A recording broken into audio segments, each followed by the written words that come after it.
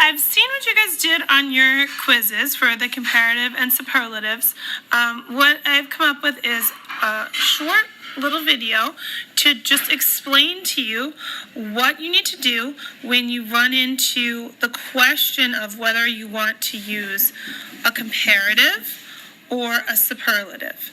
So basically what you're trying to determine is whether or not you want to do one of two things or one of more than two things. So if you've got one of two things, then you're going to want to use what's called a comparative because you're comparing the two things. You're comparing one with the other. And if you have more than two things, you're going to want to use what's called a superlative, which means that you are saying the most, the best, the worst, things like that. Okay? So when you do this next exercise, I'd like you to keep that in mind. The mistakes that you guys made, for the most part, had to do with things like that. Okay? So the mistakes that most people make have to do with whether or not it's one of two or one of more than two.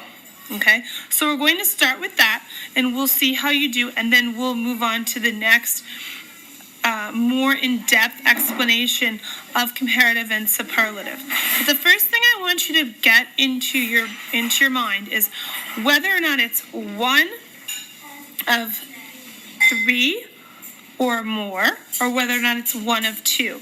So, for example, if I want to say, I like chocolate ice cream better than I like vanilla ice cream. Okay, that's fine. But if I'd like to say I like strawberry ice cream the best, well, notice there have to be more than two types of ice cream. Okay? So in order to like strawberry ice cream the best, there's obviously more than two ice creams, because if I just say I like strawberry ice cream, I could just say I like it better than I like chocolate ice cream. But I'm saying I like it the most, then there are more than two things that I'm comparing. And then it's called a superlative. And think of the word super. If something is super, it's the most, it's the best, it's the worst, right?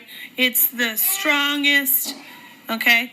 And that's how that works. We're going to do more examples of this, but I just wanted to give you this first, and then I will give you, right underneath this, I'll give you a few exercises, and then I'll give you a little bit more in-depth explanation of comparatives and superlatives, okay?